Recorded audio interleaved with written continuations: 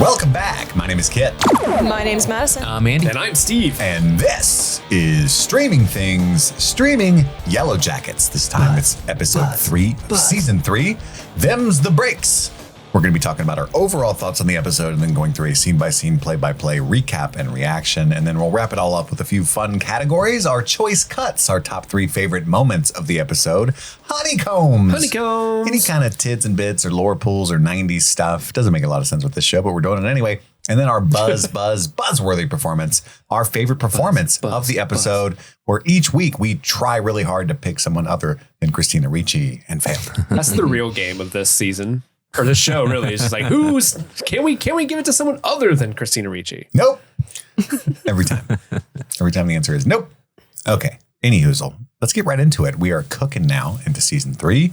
I'm curious what's going on. We got lots of good emails, by the way, at streamingthingspod@gmail.com. People are opening my eyes to some Yellowjackets things on occasion. We get lots of Arcane and Severance emails too, but you know, the Yellowjackets fans are staunch. Mm-hmm. Be sure to check that out, by the way, all that other coverage at patreon.com/streamingthings. If you can afford it, we much appreciate it. If not, you can just rate and review the show where you're listening to this. That helps as well. Times are tight. We'll take anything we can get. Mm-hmm. We love you guys. Thank you so much for spending time with us. And Yellowjackets fans are super into Yellowjackets. Like you won't find a more passionate fan base. Yeah, they wear them all the time. I mean, I don't know if we talked about this, but like when we did our first run of Yellowjackets coverage a couple years ago, you know, the number, it wasn't our best performing show by any stretch of the means or stretch of the imagination, but it had the most emails by far. Like anything we cover, we had so many emails about Yellowjackets, but like, so the people who listen are in. They're in it to win it. Every time I go out, they pull me back in. Right. Madison, I am curious, what did you think of episode 3? I liked episode 3. There was a lot that happened, I feel. Yeah. For me, I would say probably the last like 10, 15 minutes of this episode felt like an episode in itself, with the 3 characters of Van, Aquila, and Shauna. Shit, why were there? I was gonna say the actors' names. I'm like, that doesn't make sense. Who's on this show? But there were a lot of things that happened, but I was ready for it. I'm like here for it. There's like, you know, the things with Coach Ben, the kind of the hunt with the rest of the group once Mari gets back and kind of like exposes Coach Ben. And then in the adult timeline, we get a little bit more of like Lottie and Callie, and like that's kind of playful and fun and interesting. I'm very curious to see where that goes. But yeah, I had a good time with this episode. I think we're starting to like get some momentum into some of the lingering questions that we've had all season 1 and season 2, which is nice. Like especially the no-eyed guy, which we can talk more about that when we get into that part of the episode. But yeah, I had a good time. I was definitely ready to watch episode 4 after this one. So yeah, I would say we're on a good track right now, for me at least. Yeah. Awesome, Andy. I thought that this was a great episode. Early reviews of the season have been kind of middling, and so I've been nervous, but I'm cautiously optimistic. I think that it's insane to me that they did not show Hilary Swank after ending the last episode with what did she look like, and then to just jump into this shit. It's like, okay, what are we doing here? This pacing is interesting. I think that this is the most interested that I have been in the modern day plot. When Taissa starts doing her chanty stuff and she's like, hey, your cancer's gone. We hear the wilderness and the wilderness hears us. Like if they go into like the true believering stuff in modern times, I'm like, okay, now I care, because I have not cared at all for the majority of this show. And now it's getting interesting to me. And I think that that's awesome. I think that with that, if they're going to do like, oh, Van's cancer was cured because of the guy that died and stuff. If they don't give us an answer of if this is supernatural or not, like we need a clear, definitive yes or no by the end of the season. If not, I think the people should riot, because they cannot drag it that much and do these types of things and just keep teasing you. They have to give us an answer. But I did love this episode. Steve. My overall thoughts on this episode can be recapped in just 2 simple words: talking alpaca. Yep. It's awesome. I actually, this is the episode where I'm like, okay, the season's starting now. Like, I kind of feel like this should have been, they should have released the first 3 episodes last week because the last 2 were just kind of like, okay, the first episode doesn't really do anything for me. Second episode's a little more interesting, sure, with the way it ends with Melissa and Shauna. But the way that this episode ends, like, okay, all right, we got some gas that we're cooking with now. Okay, here we go. I'm interested in this. It's kind of funny that you brought up the is it supernatural or not. I think this episode does something that I'm like, I don't know if I'm on board with or if I think it's too fucking cute, where they're really playing into like supernatural. Is it? Mm-hmm. Was it something spooky or childhood trauma? Like they're doing. It's at this point, it's a little like, okay, quit teasing me. Quit tickling the balls. Tell me which one it is. I want to know. But I mean, that's not necessarily a knock on the episode because I do think it's really good. I think the stuff with Mari and Coach Ben is actually some of the best scenes, I think, for me in the whole show. Like I was really invested and thought both of those characters or both those actors did great work with the heart to heart that Mari and Coach Ben had. And but I am, to your point, so the synopsis of this episode. So I watched on Paramount Plus. So I read the synopsis, and the synopsis was the return of a yellow jacket sparks a vengeful frenzy in the team. And so I read that synopsis and was like, oh, here we go. Here comes Hillary Swank coming in. Can't wait because of the way last episode ended, right? We're going to get adult Melissa or something. I don't know. And then she's just not in this episode. And that they're totally referring to the return of Mari, who I never even really in my mind thought that we was disappeared. You know what I mean? So it's very much like, you motherfuckers know what you're doing. You know what you're doing. But I did like this episode overall. It was very nice to see adult Misty give Shauna a little bit of the business kind of back to her and burning the photo of her friends. I really am interested in seeing where that goes with this season. But them's the break so far, the best episode of the season, I think. Really? Yeah. I am by far the least hot on this episode of the group, but I think it's mostly like like in context, I fucked up. You know, it's you like, fucked up. Sometimes you get a headache. Sometimes your butt hurts or whatever, and you're just trying to watch TV, and it's just not working. You never watch TV on a hurt butt. That's what I'm saying.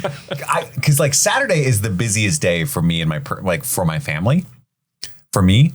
But also I do this thing frequently with the pod where I'll put a lot of the stuff that I have to watch for the pod off until Saturday. And I've been better about that in the last few weeks and really proud of myself. And yet I really screwed the pooch yesterday. I had to watch Game of Thrones at like 1 a.m. And then at 8 a.m. I watched Training Day. And then I still had to watch all 3 episodes of Arcane Act 3 and Yellowjackets. You know what I mean? So I think there's a lot of when I'm watching the fucking llama talk because I'm just busy and, you know. But also I was like, okay. Like a lot of the things you guys pointed out, like I wish they would just get there to what I think is the meat. And I do think the main problem with this show is it's a 3-season show that's being stretched to 5. That's still present for sure. That's fair. They want the Paramount Plus subs and all that stuff. But at the same time, I'm like, come on, man. I need more fucking Walter. I need more Christina Ricci. In fact, I would just much rather watch a Walter and Misty detective show. But that's neither here nor there. That's not the show we're watching. It's fine.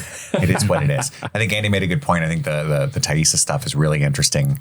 I don't like the no eyes ice cream guy. I'm like, oh, what the fuck, dude? Whatever. Yeah, that was kind of a wet fart of a reveal, I think, at least for me. It was it was kind of like I saw the TV glow kind of thing because it was like, I used to watch this all the time. I was like, that's where I got that guy. It's like, what kind of fucking ad is that, by the way? That is nightmare fuel. But that tracks for like certain 80s TV shows and commercials that kids would watch. Like some of those are harrowing and people did a lot of blow back then.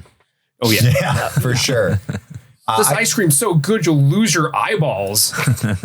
Shout out to somebody who emailed in. I don't know if I have permission to use your name, but they were after last week's episode. They emailed, "Hey, I think Van, because none of us clocked this. I think Van was being weird about her urgent care visit because her cancer is gone."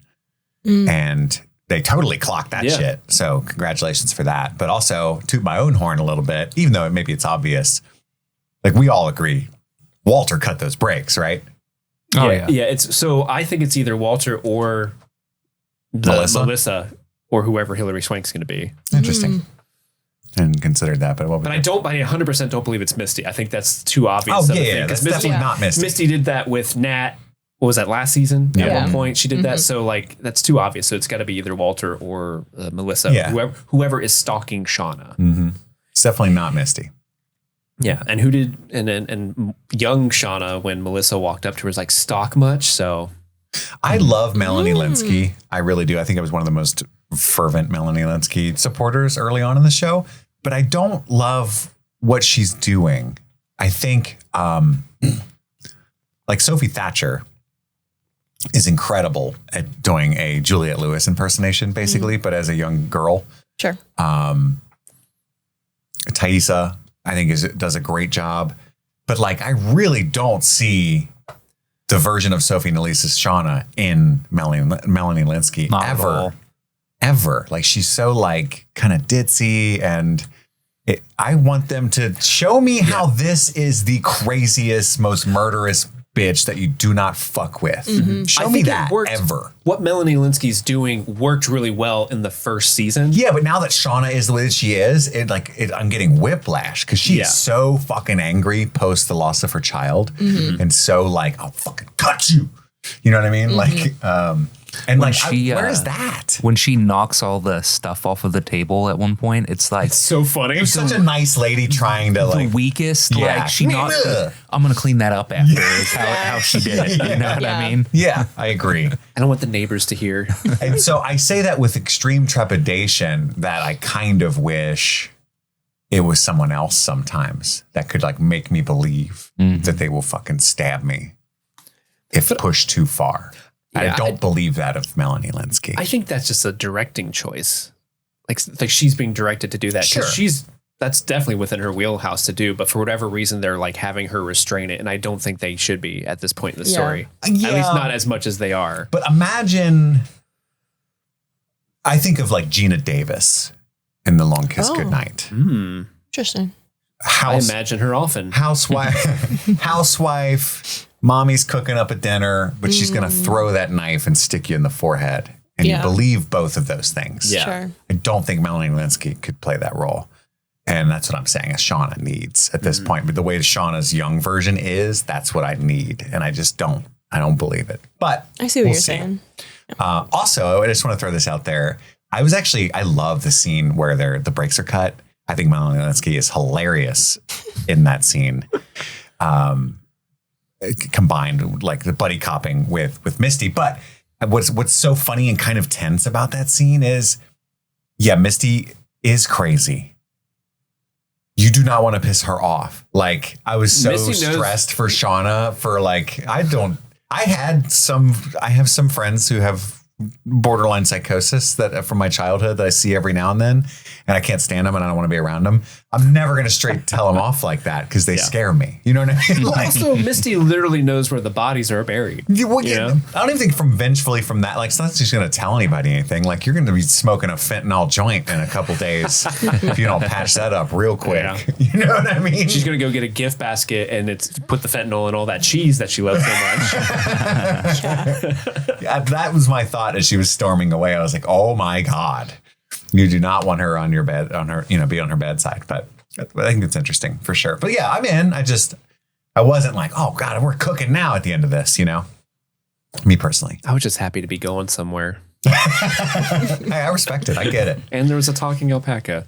It's time for the recap. But first, a quick word from one of our sponsors. This episode of Streaming Things is brought to you by BetterHelp. It's time for a new year, new me. That's what everybody says, right? What do you want your 2025 story to be?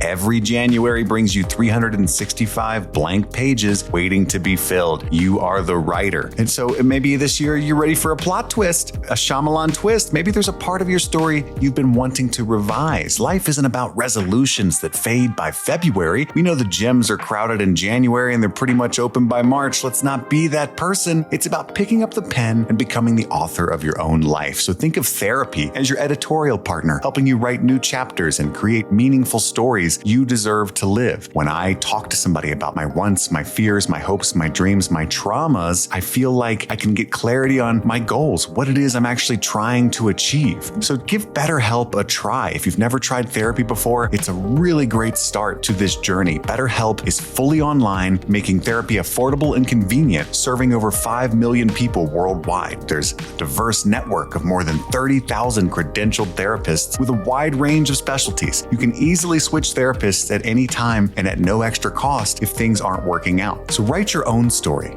with BetterHelp. Visit BetterHelp.com/streamingthings today to get 10% off your first month. That's BetterHelp, HELP.com/streamingthings. And we're back. The episode starts in the past with Mari singing, "I'm too sexy for this cave." Too sexy for this rope. Too sexy to be murdered. So sexy. And I thought Coach had some bear spray. Sorry. I thought, like, my note is that bear spray? I don't know if that's been clocked before, but he's just got it the John, got it holstered. Yeah, the John Wayne of bear spray. But Coach brings Mari food. Apparently it's a bat. He's trying to like save a lot of his granola bars and stuff, which is totally fair. That or he ate them all like day one. True. That's what I do at home. Whole box of Cliff Bars. Why can't I lose weight? Those are energy bars for hiking. And I'm just like, Yellowjackets, huh? I need energy to get to the kitchen and the bathroom. And then she tries to seduce him in a really Terribly clumsy way. bad Like, way. am I blushing? No. Oh, it's probably because I lost so much blood. Yeah, probably that. But yeah, he's like, I remember when you said gym teacher was Latin for pervert failure. Yeah. And she's like totally oblivious throughout this too. Yeah. It's I terrible. said that. And he's also like, I'm gay. Stop. You said I had, and I quote, raging gonorrhea. Trying to eliminate the competition. Yeah. I loved her real shit at ways to try to make all that work. She was threading a needle. She was trying. She was trying. She was trying. But yeah, like Madison pointed out, it culminates at him. Mari, I'm gay. And that's... But And even if I wasn't. Yeah. I would rather take a dull tool and push it to the back of my skull through my eye. So knock whatever this is all the way off. And then she bear sprays him. And herself. I did laugh. Idiots. The best part of that is like they're writhing around and he turns it around on her and he's like, "You fucking idiot, you did this. It was you." It's an interesting way because it starts off with like the music of "I'm too sexy for this," whatever the song is, right? And it, it's freaked me out. I was like, oh, that's a weird new title sequence. But after the bear spray, we get the no we don't. Still slaps. Yeah, it does every time. Back in the present, Van's cancer is going away. She gets the meeting with the, I don't know, nurse lady, whatever. The oncologist. Well, I thought she was at an urgent care and it was showing what had happened, but I guess she had like a follow-up appointment with her actual oncologist. Yes. I guess she went to the urgent care and they're like, "You should see a real doctor because this isn't." Or they probably were like, "Oh, in your I condition, just wear the you jacket. They were probably like, "In your condition, you should probably go see your doctor." Yeah. Shauna wants to know what Callie and Lottie were talking about, but Callie does not spill the beans. She's like, "Oh, nothing. We're just hanging out." But Lottie points out that she's not eavesdropping. I'm not dropping no eaves, sir. Honest. Dropping the eaves. She doesn't want any pancakes because she said so much MSG and lard on the 13th floor. And then she very clearly is sneaking off to go hang out with Callie. Like Callie plays it off pretty well though. Like, "Oh, I'm just gonna go put on makeup. I do want pancakes, but I want Chuck E. Chips." Put some Chuck E. Chips. Kyle's mom used to put Chuck E. Chips in them. Yeah. It's almost like the people who wrote this episode listened to the podcast and they're like, "Oh, Callie gets the Chuck E. Cheese panties from Kyle's mom." Oh yeah. It's canon. You wanted to do it. Just do it. I'm not going to subject people to that. Or will I? Chocolate chip panties for my Callie. That's right. Misty calls Shauna, and Shauna like freaks out as soon as the phone rings. And it's like cooking pancakes is not hard. You know what I mean? Like she's like, oh fuck, shit. It's like, relax, girl. When the holes don't fill themselves in, you flip it over. You already made the batter. That's the hardest part. True. But she has intel, and she wants to meet at Izzy's Cafe.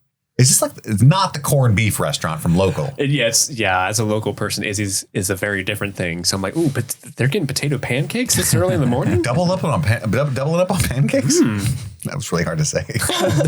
Double up on a pancake. Back in the past, the coach is cleaning out Mari's eyes. He's being very kind. And he starts to ruefully laugh about how strange it is that you're being held in a cave by a one-legged man. How is this even real? I've seen Dave Matthews Band 3 times. I don't even like them. Crash into me. I grew up in the suburbs. I love frozen burritos from 7-Eleven. How is this real? Is it real? And then the screaming and growling happens.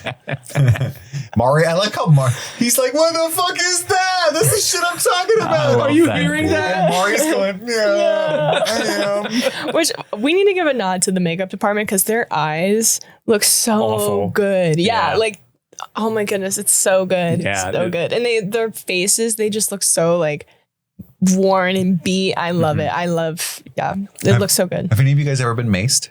No. Thankfully I've been not. tased before. I was going to say that too. I've been tased. Yeah. By my own will. I was like, tase me. Yeah, I was at a party. Nice. One time though, I was cutting peppers and I got some pepper juice in my eye. Ugh. Oh. It was my personal Vietnam. I did. I was eating. I'm too sexy for this pepper. I was slicing habaneros, I think. Oh yeah. And then I touched my eye, like literally touched my eyeball. Yeah, that's what I did, but with Serrano pepper. Yeah, It's not rough. fun. Yeah, I think I told I'm the story picturing you, like- before. It was. just What 1-to-1 if? like pepper. He's probably on a dare. He's probably on a dare. I got a Da Bomb Beyond Insanity in my eyes one time. Oh fuck off! I feel like that's as bad as being That's pretty pepper bad. sprayed for sure. That's It pretty was bad. Top 5 Did it like worst pain of my slam the bottle down and it came up in your eye or something? No, I put some in some ramen noodles that I was eating, and I like my ramen like real slurpy wet, and I just like slurped a noodle and it slapped up and hit me in the eye. And You put the bomb in there? yeah, I was like You going like through the things in bomb? life. Oh, okay. I want to feel something. The pain it is was so terrible. good. It was so fucking painful, unbelievably painful. So I fill a water flosser. I've told Andy, but I think I told about it on the show, didn't I? I fill my water flosser with pure Listerine. Oh yes. And I was water flossing, and my daughter said something because her nursery's right next to the bathroom, and I was like, what, baby? And like where they put the button on that thing is so fucking stupid. They think it's ergonomic, but it's also like where you would naturally hold it. So I turned it off and pulled it out of my mouth, and I was like, what? And I pressed the button, and it like Oof, ouch. at 300 PSI straight into my Jesus fucking Christ. eyeball, pure Listerine. Dude, And Arya's just laughing at you. oh no, she got so scared because I Aw. like freaked out and flailed like it was like a movie. I'm like knocking down the shower curtain, hitting the walls, knocking paintings off. And then I like fall into the bathtub and turn the faucet on while I'm screaming. And my wife's like, oh my God, oh my God. And my daughter's like, oh, daddy, daddy. It was bad. Aw. It was dramatic. And then you like, and that's why you always floss. You turn into a lesson for it. Yeah, that's right. That's right. But yeah, their eyes look really good. I do love this moment between them. I do like too. before even because Mari goes into a great, beautiful sort of story about like her cousin having brain cancer. Well, when she first says that, it's the most irrelevant shit. It is. Yes. Oh, yeah. And I wanted her to bring it home, but she takes a circuitous route because he's like, is it even real? You hear that? My cousin died of brain cancer when I was 12, and I fucking busted out laughing because it was like a comedy thing. But I farted. It tracks for her character though, because she is Yeah. dumb and self-centered, and, Yeah. and the way she kind of says that, just the two of them sort of in this moment was very real. Like even like Coach was like, "What the fuck is that? Like, can someone please? Do you hear it? Yeah, like, It's so what's human. that? Yeah, It's a great moment. And I do love when I thought it was profound. Like, I think there are two versions of reality, and the bad one is just hiding and waiting. because it is so real. Because she was watching the show with her cousin. her cousin dies, she's ushered out of the room and the show's playing in another room and everyone is just like oblivious to this awful traumatic thing that's going on with her family. And they're just living their lives as the show is just airing like it normally does. And that is weird. That does happen. Yeah. They're always, I think about that too. I know what Mari's saying, and it's like, I'm sometimes acutely aware as I'm just willing the Chipotle employees telepathically to add extra cheese and then verbally telling them to, and they sprinkle 3 more pieces on. I'm like, the fuck, how could that fucking possibly be what I wanted, you cocksucker? That somewhere in the world bombs are falling on children while I'm angry about the cheese, right? And and it's like, it's a weird thing. And yeah, so I thought this was actually profound. And I was really excited about this scene. I think it's also supposed to tie into the whole arc that Ben had in season 2, where he's imagining what his life would have been like with Paul. So it's like he's going crazy, but like when she's saying like, I think there's 2 versions of reality, he's like, yes, that's what I've been saying. Exactly. Just like how I used to have 2 legs, which I remember fondly. Yeah, but then she tries to talk her way out. She's like, look, I'm not going to tell anybody where you are. By the way, what's your plan? I think that's this scene. I'm not sure. Yeah, it is. But that's a good question, because it's like, you're either gonna, if she had a little more balls, she'd be like, are you gonna either fucking kill me or let me go? Because those are his 2 options. Yeah. She's shitty to hang out with. That's not an option. Yeah. Back in the present, Lottie is shopping. She apparently loves shopping, and Callie meets with her, as was the plan. And she's basically like, so why am I Lottie so loves intriguing to you? shoplifting. Well, don't we all? And she asks Callie to examine her identity, right? I think you're more open to it than everyone else. And she gives her like a $1,500 dress. So I'll help you. And by that, she means I'll help you steal it. By the way, there's no way a $1,500 dress at the mall doesn't have a tag on it. Yeah. Yeah. And also, no way. But she's like this heist. She's like Danny Ocean. She's like, well, that was I like, clocked it undercover by the shoes. that was something that young Lottie had admitted to, is that she would shoplift from TJ Maxx. Yeah. And I think that's why, well, I can't remember if that's why her parents were like giving her treatment and stuff like that. I'm sure there were other things, but. What was the car crash that freaked him out? Oh, yeah. Oh, yeah. That's where that all started. But I mean, Lottie does shoplift. Like that is known of her. So she's tuning into some muscle memory at this exact stealing in this moment. Callie's like, ooh, another adult letting me do crime. Let's fucking Let's go. do it. It's very. I do want that dress. Hopefully, it is my size. Hopefully. She just grabbed it. She eyeballed it and knew my size just by eyeing me up. Try it on at home. What? Doesn't fit. It doesn't. Damn it. And she can sell it. What's that one you can like sell clothes on? It's like an eBay, but for clothes. Depop. Facebook Marketplace. Depop? Depop? I don't know. My wife used to upload all our clothes on there and try to make money. Well, you could probably just say like, "Oh, I'm returning this," and then get $1,500. Oh, classic move. That's some junky stuff. Walmart's good for that. Where's the receipt? I didn't save it. It was a gift. Customer's always right. Oh, do you have the debit card that you used to purchase? We can look at the purchase I actually history? don't. It was a gift. Oh, do you have a gift receipt with No. Nope. The person who gifted me is stupid. Are you going to take it or not? You stole this, didn't you? that? Yeah. Take I this. bet Steve was a fucking nightmare behind the counter, dude. I didn't play games. I know. You're the worst. You're the... You know how like in Are you going business... to buy red? You Red's not fucking your work. color. I bet you work like you own the place. One of them guys. No. So my philosophy... You're in the cop movie, you get shot. Oh, definitely. Because the robber's like, look, man, this ain't your paycheck. And you're like, oh, I've got to do my job. You're one of those guys. No, I wrote this great line of like, the customer... It's me versus the customer, but also fuck my boss. Yeah. You just hate everyone, including Isha. Yep. Never going to let it go. Especially, no kidding. Never going to let it go. Yeah, so she puts it in her purse. It'd be funny if she got arrested and just ran like, got you framed. It's interesting. It's very Breaking Bad, like Hank's wife, that whole plot thread where she's super into shoplifting, if anybody recalls that. Misty and Shauna are at brunch. What even is brunch? They have great scones, and the blueberries are from Venezuela or something. Vermont, way off. Whoa! Start with a V. So like, do they even have blueberries? I love how Misty says, Bernie Sanders is serving them. oh my God, This from my backyard. I grew them myself. well, berries. I don't believe in big pharma or big farms. I just I believe in big bush. got a lot of big bush in my backyard. Let me tell you what. Gotta get the hedge clippers and a mirror for that. I love your Bernie impression. It's so good. Yeah. This scene made me 1%ers. David Ball. Petty Steve's coming out, but like this scene made me very happy because at one point, is it Misty or Shauna who's like, let's put the kibosh on anything sensitive right now. One of them says that. I put up a poll on Discord last month, like, is it pronounced kibosh or kibosh or kibosh? Because someone told me, I was talking with someone and I said kibosh, like, you idiot, that's not how you pronounce that. And I'm like, is this a regional thing? So on Discord, a lot of people were saying, it's kibosh, not kibosh. And then Misty just says kibosh. And I'm like, Vindicated. I'm actually unfamiliar with this word. Yeah, same.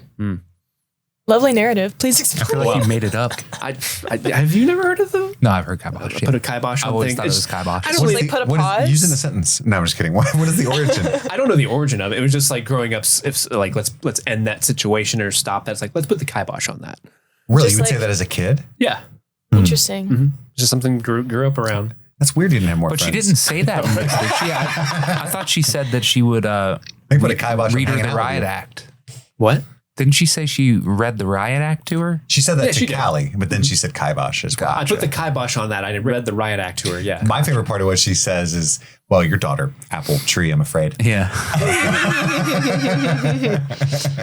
That's really funny. This is so That is good. funny. But essentially, she's like, this could have been an email. And Misty says, I just want to hang out. We never hang out anymore. And one of the errands that she has to run. So one of you guys was right, I think. Or maybe it was me that was like, I bet we haven't seen the last of them. And she will end up getting the job for him or something from this. Or I thought, anyway, it doesn't matter. She's like, she has to get a gift basket for the Joels. So that's not done, it turns out. And also she makes up a podiatrist Are you appointment. going to Tony's or Francesca's? Because Caspian's is the best place to get those semi-hard cheeses. We all know this. Caspian's. We have to wrap it up quickly because I got a podiatrist appointment. I'll go. Also in the waiting room. I can sit in the waiting room if you don't want me to watch. And the look on Shauna's face. Foot doctors. Those are sexy. Let me see them 9 piggies. I love that Taissa is reading about what a great guy Ethan was. Hell of a guy. So sweet to animals. When Van comes in, neither of them wants to talk about what they have to tell the other person. And then they both say they have something to tell. And then Van goes first and says that she's in partial remission. And I love Taissa's, like, she plays it so well. Like Tony Cypress is like, oh God, yeah. Oh God. Because that means that the spirit is real or it's back or whatever. Yeah. And she tells her how the waiter died. It could be happening again. And then when she does the whole, we hear the wilderness and it here. She's so quickly, now that she's so invested in Van, like, fuck it. We got to do this. Let's sacrifice to the spirits. And the score is so cool. It's very like Trent Reznor, yeah. Atticus Ross. Kind of shit. And there's like this rising synthesizer behind it. Dude, it's so fucking Yeah, cool. it's fucking sexy. It's so good. Just give in to the possibility, Van. Just do it. And Van looks horrified, but apparently just, I'm giving in. I'm giving into it. Cautiously optimistic is what Van's thinking. Back in the past, I hated this scene. It's so tropey and stupid. At no point ever does anyone out there think the coach is going to stab Mari. Yeah. So what are we doing? Oh, yeah, it was terrible. And why is he actually, like, Coach Ben wouldn't let Mari think that. Like, that's mean. So it's like, I hate everything about this. This is a very artificial scene. He should have just like cut. It should have just started with him cutting her loose. Yeah. And also, Or why like- why did he just let her go? Why didn't he blindfold her again? He's just like, all right, go ahead. Tell him where I am. I also hated that she's like, and like kicks out his crutch. I feel like it would have been more effective if, she woke up and she was untied and he was gone. And like, I feel like that would have been a more compelling, I feel like, release Any version of her. but this. Yeah, true. Or even just a split second of she wakes up and he's standing there with a knife. Oh, no, I'm not going to, like that read as Coach Ben to me. Not like, I'm going to creep closer. Put him Not like, say a oh, word. You're crying and begging me Will not I or to. won't I? What are you thinking? Like, I'm like, will I or won't I? So sharp. Would someone who's seen Dave Matthews Band 3 times do this? Maybe to themselves. No, so that was mean. only if they actually liked him. Proof that I hear what I say at the same time you guys do. Crash. No. Anywhoozle, she, Blues Traveler is more my speed. She knocks him down before she leaves, like, fuck you. Back in the present, Misty is having a great time as Thelma and Louise. That's why she wants the windows rolled down. The fact that did it all for the Nookie too. Like I That love. was so cool. This I might love be that. put it in your put it in your for no reason. And I heard Steve's Fred Durst the entire time throughout the scene, which made it better. What? So good, man. Come on. We love Limp Bizkit. This might be my favorite Yellowjacket scene of all time. It's so- Grassy knoll, kids. Watch out for the I see kids. the fucking kids. Yeah, you did this. She blows up on Misty, accuses her of planting the phone there too, tells her she's a verified psycho. And Misty says, "You're the worst friend, not the best." And Christina Ricci is so You are good. not what I deserve. Like when she yells at the kids and shit. Yeah, what are you looking at? So funny. I don't know why all those parents just let their kids keep playing after the minivan almost I plowed know. them over. Minivan almost plows into them and parks up the hill, and not No one one- person runs over like, "You guys okay?" Yeah. No. All right, Trevor, get off your sister. Like just back to business. Back in the past, Melissa stalks Shauna. Stalk much? Is what Shauna says. And then she's like, she pulls the Janae on her. You can sit here if you want to. You're not going to turn out to be fucking boring, are you? But it's like because I'm kind of a bitch, but like, you know, like they kind of smile after that. It's funny. It's a good moment. Then they hear that Mari is returning. I love Mari sucks, right? But I love I walked back to civilization so I could fuck your dad. That's a great That's comeback. good. That's good. At some point in my life, I think later than I'd like to admit, I realized that was a thing that girls did too. Like, because like your mom jokes are just epic and still funny, you know? Right. But I didn't know like your dad jokes were a thing. Oh yeah. That's what I'm Tell us saying. all about it, yeah. Madison. I mean, exactly why that. Like, yeah, you would just say, "Oh yeah, your dad's hot," just to like be silly. It's so weird that your dad's into bees. I mean, I guess it's kind of cute. Wait, what's that from? It's from Rick and Morty. That's right. Summer's friend keeps Yeah. talking about that. Oh my God, you want to fuck my dad? That's right. Rick and Morty. What's Baby Jessica? I guess that's a honeycomb. Oh yeah, it is. You remember Baby Jessica? I guess not. I only vaguely remember it because Baby Jessica is like our age. So when Baby Jessica was a baby, we were also babies. I don't know who the fuck that is. Yeah. So you just keep saying that because Baby Jessica. Is she in the room with us? Andy, don't look behind you. I have Baby Jessica's right there. no idea what's going on. I guess it's going to be like a moment for me. But It's really not. They basically describe Baby Jessica in this scene. Like, oh, you fell down a 20-foot well? Are you going to die like Baby Jessica? again. It was just like a national story. Oh, it's a real thing. Yeah, it's a real thing. Yeah. A baby fell in a well. The baby's Yeah. name was Jessica. Baby Jessica. And the baby lived. Yeah, God. she lived. She was Shut up. She was stuck down there for like 2 days. So And Jessica's alive today. Jessica's 37 as we speak. 38. Interesting. Oh, she had a birthday. Sorry. She had a birthday. About to be Steve 39. keeps up with Jessica. About to be 39. How old was Baby Jessica? We're MySpace friends. in the in the well. Like Top two, 8? two. Oh, so like okay, toddler A Jessica. toddler. Yeah. Wow. Ah. That's crazy. Not as cool as. It was a honeycomb. but So that's this is the Harambe of the 80s. pretty much, yeah. Harambe, yeah. Child fell somewhere they shouldn't have fallen into. For Baby Jessica. No! No!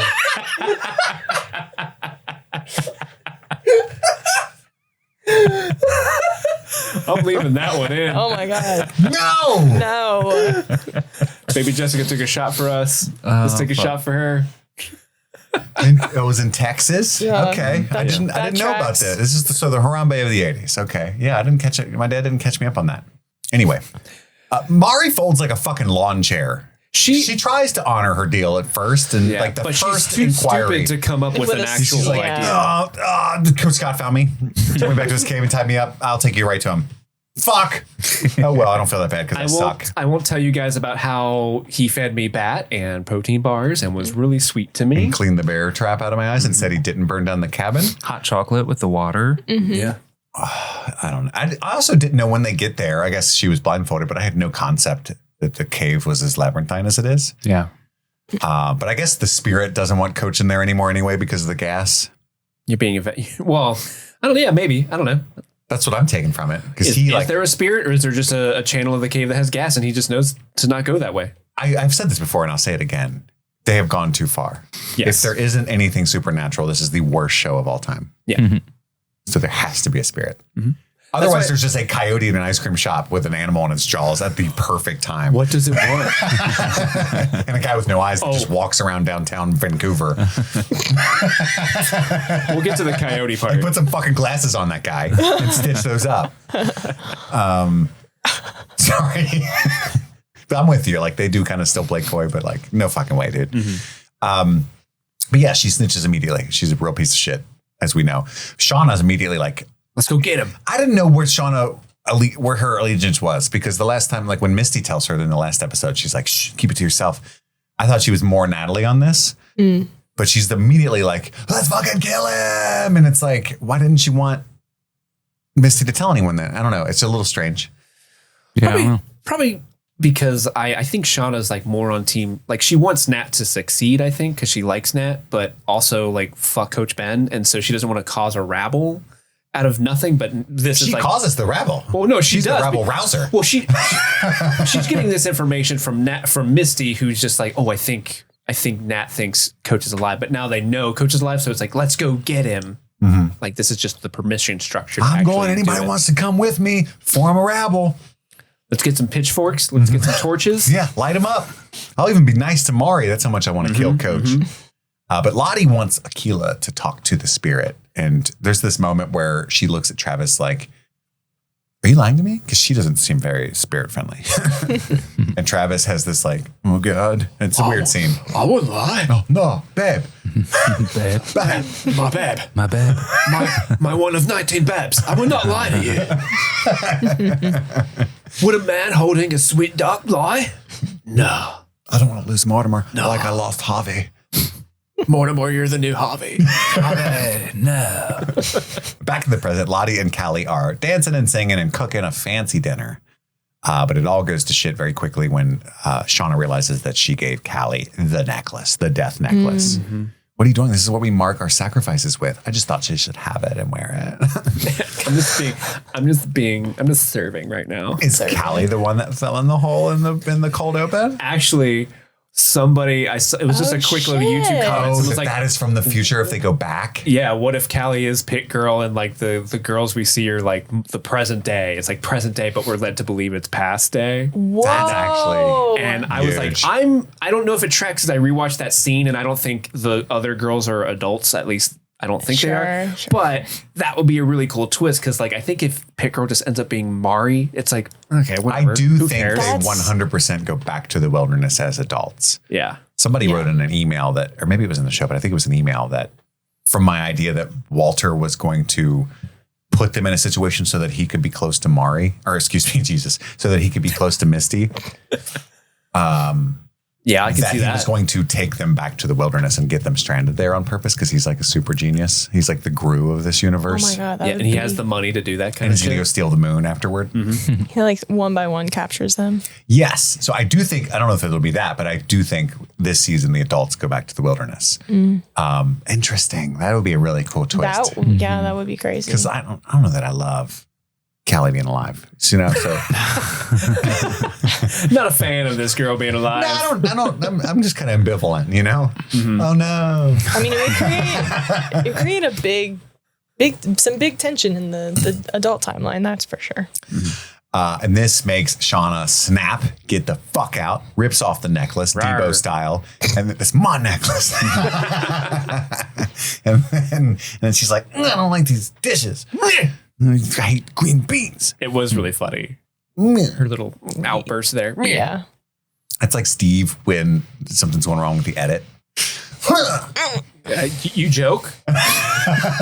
That's true. Gummy clusters on the floor. That was me last Monday or Sunday. That was me last Sunday. I'll try to fix the remote episodes. Yeah. Van and Ty are watching Pee Wee Herman.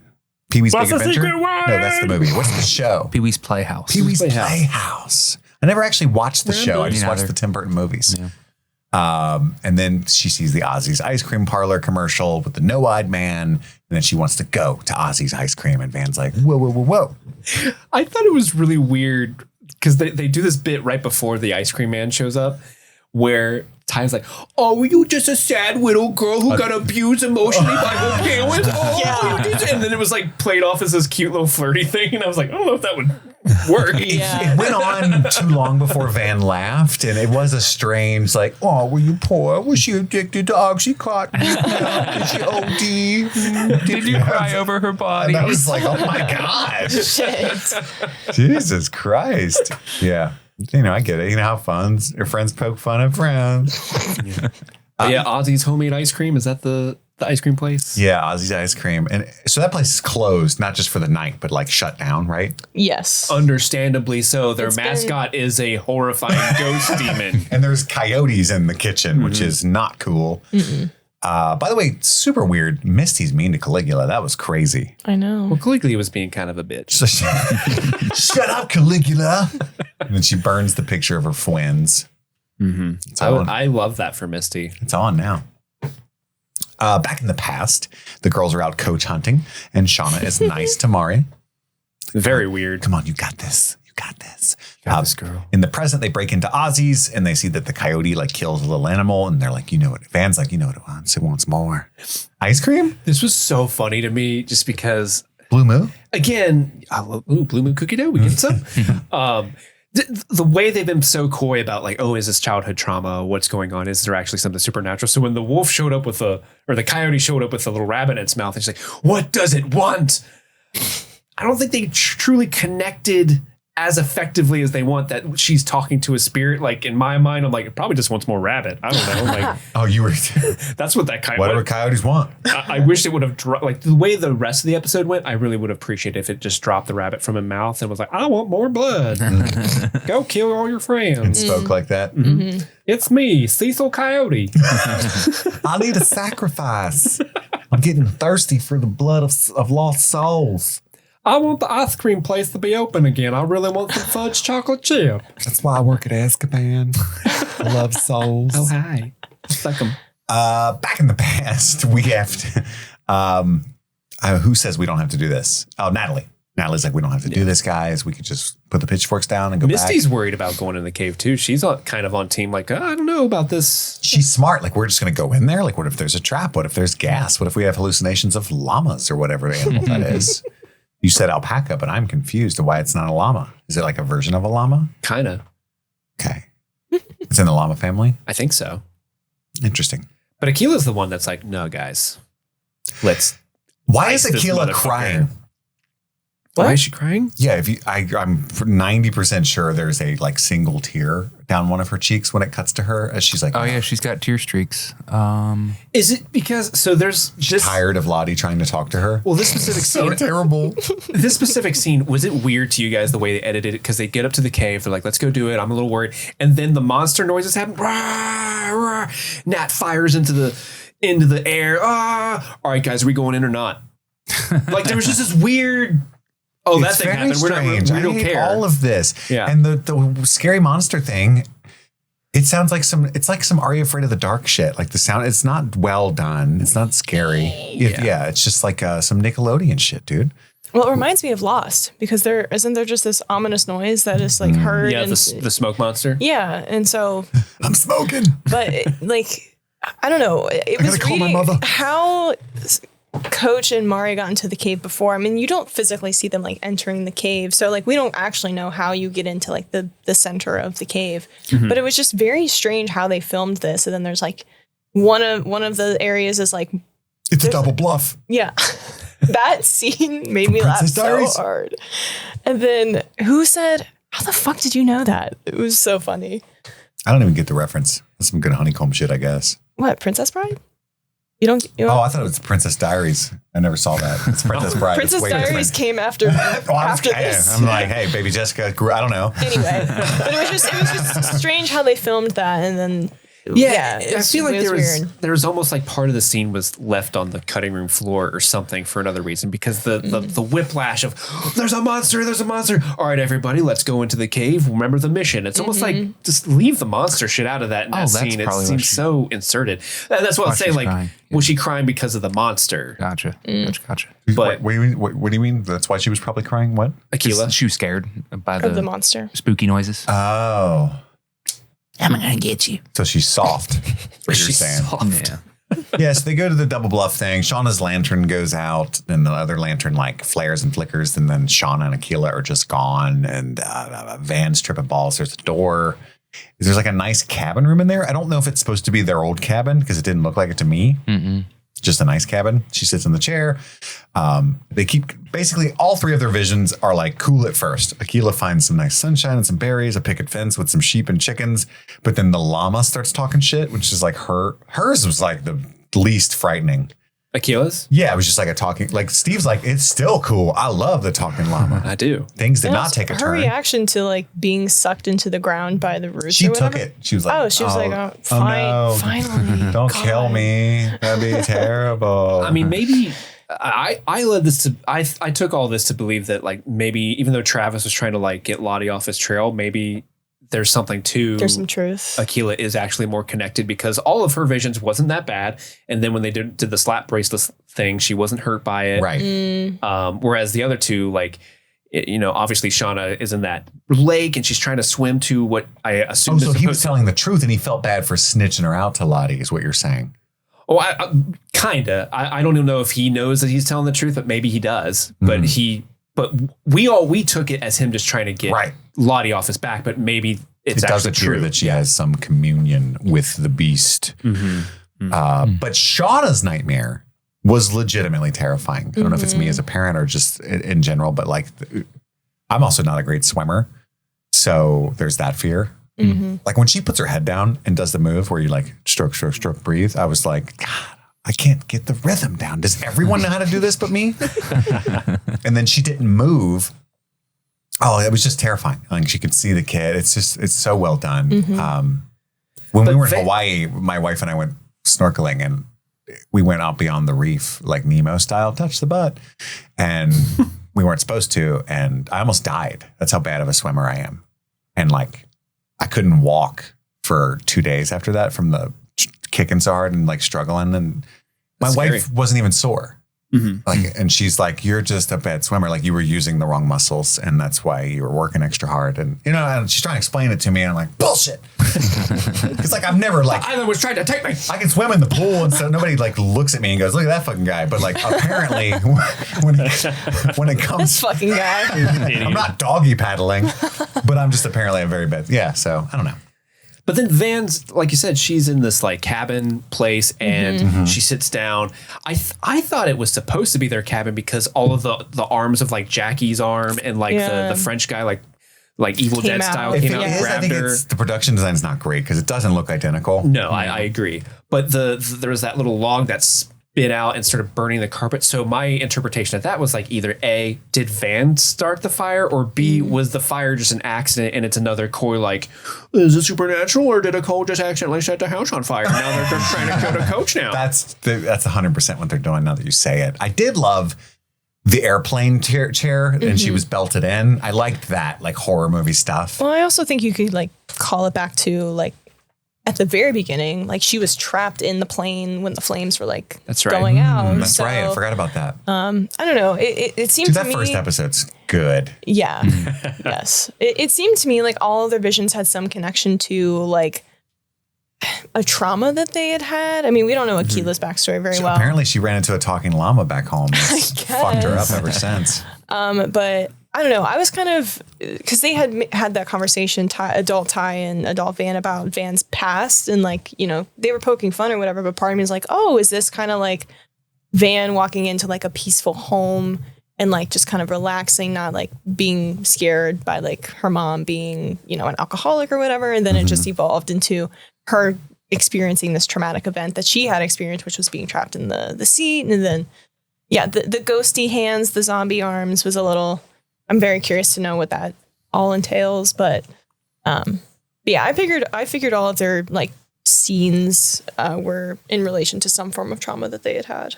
There's only one dream. Are you in my dream or am I in your dream? We get the return of Ella Purnell as Jackie. I love yes. it. She gets more and more famous as this, like with other shows and stuff. And so they're like, hey, Jackie, we got you a scene, girl. Yeah. For a day? Mm-hmm. It's nice to see her though, because they start so sharing fun. a dream together where they're all in a classroom, but Jackie's there and Lottie's the teacher, and she's got that chalkboard behind her that says, of all the ways to lose a person, death is the kindest, I think is a Ralph Waldo Emerson quote. Mm-hmm. So who knows what that means? We could speculate. But not on this show. I love that the whole bit of this nightmare is like a 90s toy too. Snap One bracelet. of those little wrist snappers. Yeah. Yeah, that bracelet slaps. It does. That joke brought to you by E. Scramo from The Watch Party. Y'all want me to steal jokes from The Watch Party? I done did it. Now I'm doing it. Yeah, Shauna gets her fucking neck sliced from that, but Van is also hurt by it. But you're right, Akila is the only one who's not. She's just like, I did it. And then did you guys see the no-eyed guy wheel a flight attendant cart in the hallway? Yeah, which he's like I'll stop bringing up Severance. The no-eyed guy is starting to wear thin on me because it worked. He's better in small doses. It worked when he was like the shadowy, creepy. But he does look like a straight Nickelodeon horror thing now, right? Yeah, because now he's like in broad daylight. Yeah. He's well lit. He's not spooky looking. He doesn't look ethereal like a ghost. He's just like, oh, hi, kids. We're going to do ice cream counting on Weirdo's No-Eyed Show. No, he's got the milk cart. Who wants milk? What about you, sideburns? You want some milk? I'd rather have a beer. Could be our milk. No milk will ever be our milk. Could be our milk. Then they wake up. The coach brings Van. So apparently they passed out from the gas. Supernatural. So he was dragging out all of the girls, and that was what was waking them up. Yikes. There's gas in there. Oh, I gotta go back from protein bars. He's like, sorry guys, they make me fart. That's why I left. But Natalie pulls out the gat, and she's like, sorry, coach. You're coming with us. Give me your gun and badge. And then it's got like The mayor's gonna have my ass. the mayor's Misty. Yeah. And then the episode ends with like the coolest fucking needle drop ever. Like I love the music tuned up with this scene. It's so good. What was it? I don't It's The remember. Cure, baby. Yeah. I think it's Cold is the name of the song by The Cure. Show me how you do that trick. That's a weird one to drop in at this point, but I'm down. Now it's time for another word from one of our sponsors. Hello, Stream Fiends. It is the month of February. That's right. I really enunciate the R in February. It's a weird quirk of mine. No apologies will be given, but a huge shout of thanks and gratitude will be given to all of our patrons here at Streaming Things. But I want to give a special shout out to our super patrons for the month of February. So thank you to Alex, Aubrey Carell, Daniel Pack, Nice Guy Eddie, Tulloon, Jordan Garvin, Albus Stinkpot, Haley, Maddlestat, Susie Callahan, Anthony Corona, Jim X, Lady Trashley, Sean Myers, Just Liz Calabria, Mike from New Hampshire, Brett X, E. Scramo, Lil Tickler, Svento7, Jay Scramo, Bluff Pump, AK Ashley Ray, Adam Busby, Big Butthorn, Jer Latanowicz, Kaylee Sampson, Rabid Dog in a Barbie Car, Elbander, Charlie Friday, Alexis Adler, Peaches, Emmy, Haley B, Joe Velez, Trisha Bueller, Sun-Loving Mortal, Suzanne Rode, Jadinklage Morgoon, Chloe, Kalisha Reeves, Paula Garcia, Brenda, Aaron Armstrong, Kevin Strother, Ashley Powers, The Thrift Creeper, Casey McCain, and of course, Enza. And with that, let's get back to the show.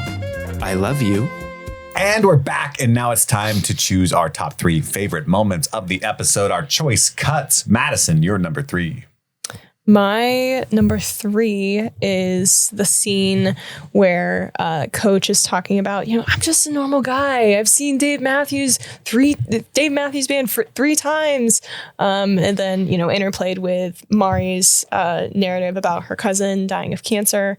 It was just like a very intimate scene between these two characters, and I think both of those actors did a really good job tuning into those emotions and delivering a really good performance. That's my number 3. Goddamn right. Andy, you're number 3. My number 3 is the trippy dream sequence. I don't really know what's going on, but it had really cool visuals. Love a talking llama. That's good. That's a good time. And the sound design is fucking cool. There's all this like kind of stuff going on. Love it. Some of that. Yeah. Ferris Bueller? Yeah. Steve, you're number 3. That's my number 3 as well. The visions are a lot of fun. I think fans of Yellowjackets, we haven't really had anything quite like this in Yellowjackets before to this extent, I think. We did have a scene where they were in a mall, and that's right, the mall. I remember you were like, "There's another plane." Yeah, that's right. No, They went to another plane of existence. But I mean, this is the most visually interesting thing they've done this season, at least so far. And so I think a lot of fans of Yellowjackets and ourselves will probably be picking apart the visions for a while for the rest of the season. So it was very interesting, and also had a talking alpaca, and I'm all about it. The only thing is, I wish it was like a really shitty Muppet alpaca. Like it was like, "Hey, Akila," that was giving it. That would have promoted this in my number 1 moment if that was the case. But no, like a Caligula dance sequence kind of thing. Yes, yes. But yeah, number 3. Jim Henson with puppets. Oh, hey there, Akila. Oh wait, So happy you could make it down to the farm. Kermit. Misty sure is lame, huh? My number 3 is sort of that, but specifically just the Shauna water stuff. I think that was the only thing that was really effective to me. I'm so sorry. I'm so on the Muppets. Oh, you're always on the Muppets. That's why I got to keep going. Did we sing the Yellowjackets Muppet Babies theme last time? We're like, yellow, when you think Misty's kind of weird and you wish that she weren't there. I don't think so. I think you dreamt that, babe. Just close your eyes and make believe. Sorry, okay. It's a glimpse into Steve's psyche. Yeah. Yeah, it's terrifying. Madison, you're number 2. My number 2 was the Misty and Shauna driving sequence. Kind of the Thelma and Louise moment. The brakes, the kids, oh my gosh. But to Limp Bizkit's Nookie. Was so, yeah. Like, I know we had this really iconic scene with Jeff. I think it was in season 1 or 2 where he's listening to, he's in the car and he just starts, that was such a good needle drop moment. I feel like, not that it was Papa Roach. not that it was random, but it was just one of those hardcore, you weren't expecting that. And similar to this scene, it was just with Limp Bizkit? Okay, let's fucking go. But yeah, that's my number 2. Andy. My number 2 is Madison's number 3. The Ben, I'm just a normal guy. How is this real? Little monologue. I also love that the screams. I think this is the first. Is it this the first time where people all hear it together and it's confirmation that's not just in their heads? In the first episode. The first episode ends with, or it's the first or second episode where it ends with all the girls at camp hearing it. Is that what you heard, Travis? Oh, okay, yeah, gotcha. So it's just that one time Travis was the only one that heard it, and so the audience didn't actually know if it was Mari or not until this. I feel like this scene is acknowledging, okay, it was not Mari, and Coach is hearing it as well. Yeah. Well, because Mari heard it when she was in the pit too, though. She was like, "Get me out of here! What the fuck is that?" Remember? Oh yeah, Gotcha. So before that, I thought it was Mari that they were hearing. But anyway, You just hear, "Fuck you, Shauna." I'm a normal guy. I've seen Dave Matthews. I like burritos. It's a cool, feels real, the type of thoughts that you'd be having. How the fuck is this real? I thought you were going on about how you identify. I like Dave Matthews. I like burritos. Especially 7-Eleven ones. I hear everything he's saying right now. Steve, you're number 2? My number 2 is also Madison's number 2. The car ride with Misty and Shauna is just a lot of fun. Everything you just said is so great, but also like, I don't know, Misty's always so much fun, and seeing the two of them together was, I don't know, you don't get that often, Shauna and Misty together. So there's a lot of Misty and Natalie. Mm-hmm. Yeah, and I think in the present day, Misty is definitely a character, but also Shauna is very much a character in and of herself. Like the others are like, these are women who are going through some things, but like Shauna's is kind of like always sticks out amongst her peers. So having the two of them that are on like opposite ends of the spectrum, like in a car together, freaking out that they're going to crash, it was entertaining. Agreed. But my number 2, what is my number 2? No, I'm going to have to choose this one because that would be a lot. Yeah, my number 2 is, I think Andy's number 2 and Madison's number 3. It was the conversation with Coach and Mari where he's going on about the burritos and the Dave Matthews. But ultimately, it's Mari's response to that and the dual reality. I thought was so profound. It really, really shocked me. That's my number 2. And will be my number 1, except for something that we've already talked about. Just really is my favorite thing ever. Madison, you're number 1. My number 1, I think, was Andy's number 3, which was the visions, the collection of visions of the 3 characters, and then having it be coming together with them in the classroom. It was a creative element. I liked it. And like I said, I think at the beginning, it felt like all of that could have been its own little episode, truly. And it felt like it was maybe the last 10, 15 minutes of the episode, but it felt so much longer. And I don't know, I liked seeing Ella Purnell as Jackie again. I liked seeing those characters in a different environment than the woods. It was just really cool. I liked how they played that out. And also, I can't remember if Sophie and Elise posted this behind the scenes prior to the episode being released.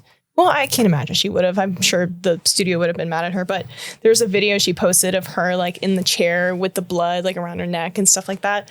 And what's so cute is you can hear Ella Purnell's laugh in the video on her Instagram. And I was just like, oh, that's so cute. I love that. But yeah, just that scene. It was just really cool. I like those scenes. One thing we didn't really talk about with the visions that I think is interesting is that the visions happen specifically with Van, Akilah, and Shauna. And I think those are 3, like that's interesting that they intentionally chose those 3 characters to go through this visionary quest, specifically with Akilah, because that character has been a character that's been mostly in the background. And it seems like they're indicating that Akilah is going to be much more important going forward into the show. And I think that's sort of a trend that they're doing this season where it's like, well, Melissa was a background character. She's going to be more important. Akilah, same thing. Who knows if Jen's going to have her moment of being important or not. I feel like they don't know what to do with Natalie anymore. Like, oh, yeah, for sure. She's a big nothing this season. It's bizarre. So far.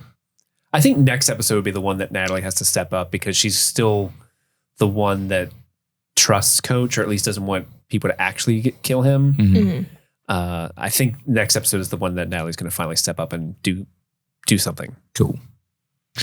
My number 1 is when Ty starts chanting the prayer. I love that fucking sound design, the Trent Reznor type shit that Kate called out.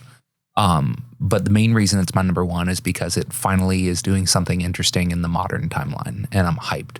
I want them to get weird with it. I want them to be chanting, sacrificing stuff. It's going to be dope. Are we going to get like a Ty and Van murder team up where they're just going cross country killing folks to seriously to sacrifice to the wilderness? My note says, yes, let's get weird with it, please.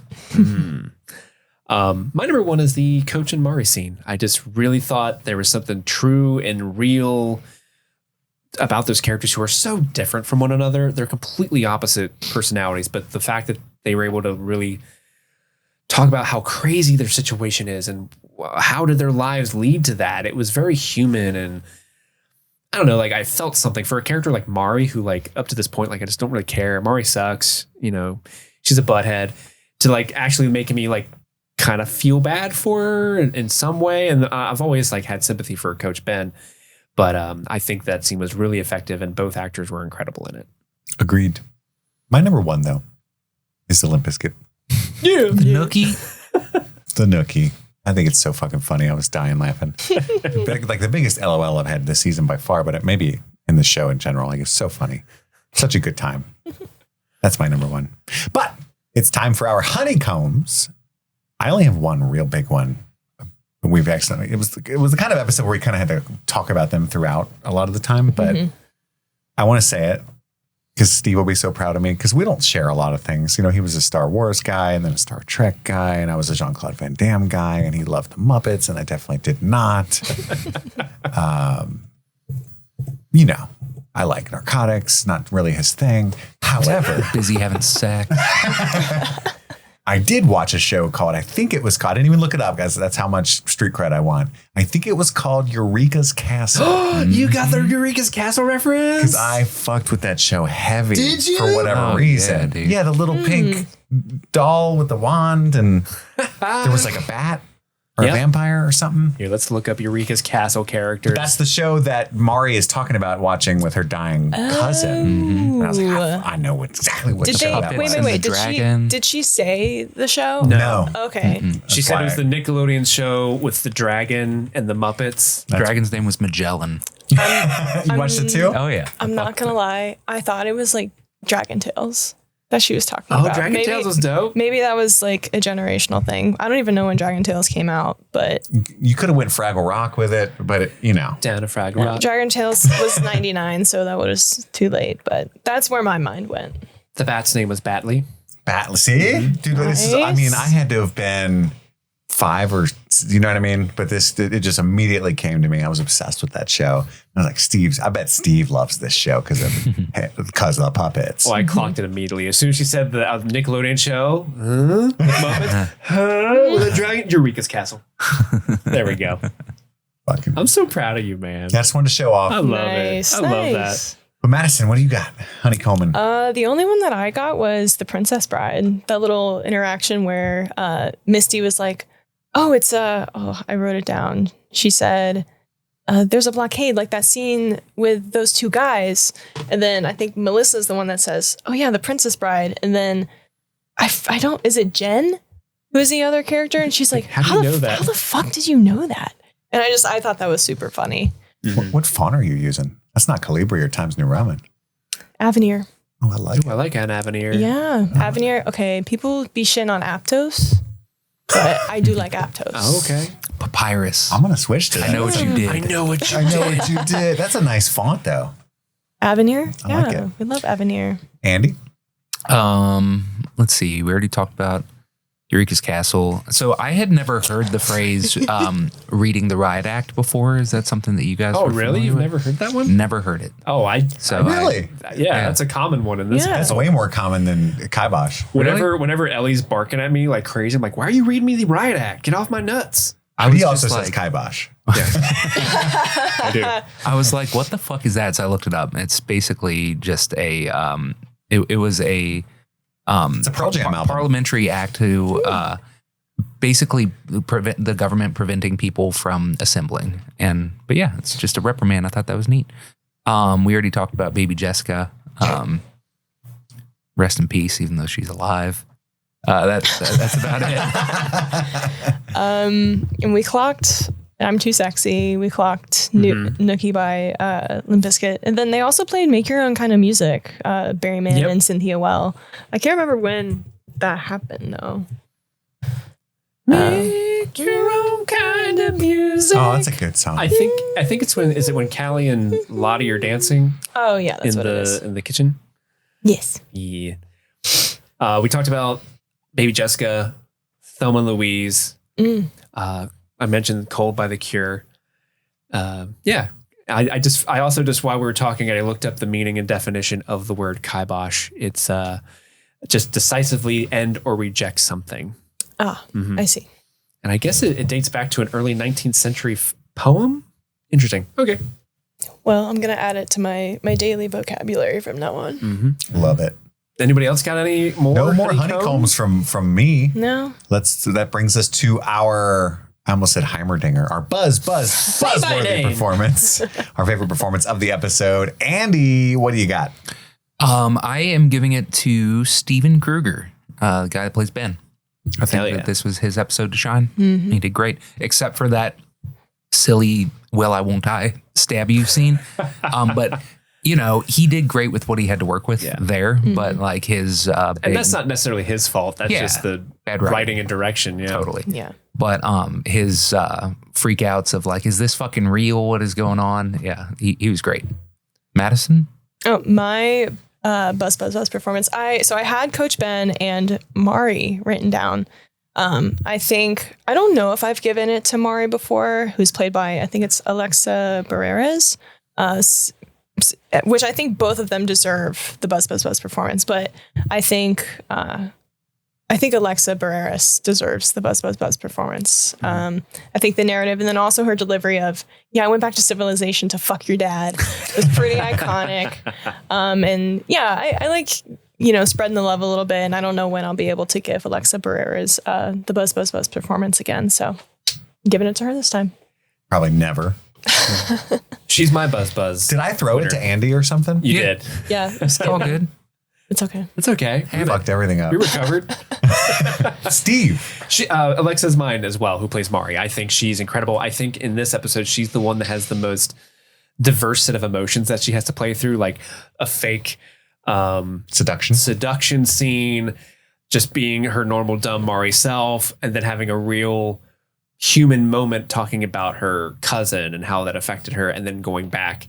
And you can kind of see in that moment, she doesn't really want to rat him out, but because she's Mari, she doesn't, she can't come up with another she's just a kid. She can't come up with another Back me into a corner, coach. They asked me a question. Yeah. I couldn't recover. And even in her own way, you can still tell that character, even though it's a selfish character, you can tell that's not really what she wants to be doing. And I think that's a really good, that's good. That's some good acting. Some good acting. Also, too sexy for this cake. Oh, and that's too sexy for this rope. The musical too performance. Sexy to be murdered. So sexy it hurts. I'm going with Steven Kruger as well. So we're 2v2 on this, but the same scene. We all know that was the moment in this episode. Yeah. So yeah, email your thoughts, theories, plans, designs to streamingthingspod@gmail.com. Check out I want to hear your designs. Oh yeah. And don't forget about our Severance coverage that drops in 4 days, as well as Game of Thrones and Arcane over there on the Patreon feed at patreon.com/streamingthings. We're starting Midnight Mass 2 weeks from now to replace our Arcane coverage finishing. So lots of good stuff for Streaming Things. Thank you so much for supporting the show. That's all the time we've got for right now. I've got to go return some videotapes. My name is Kit. My name is Madison. I'm Andy. And I'm Steve. And this was Streaming Things, streaming Yellowjackets. Happy streaming.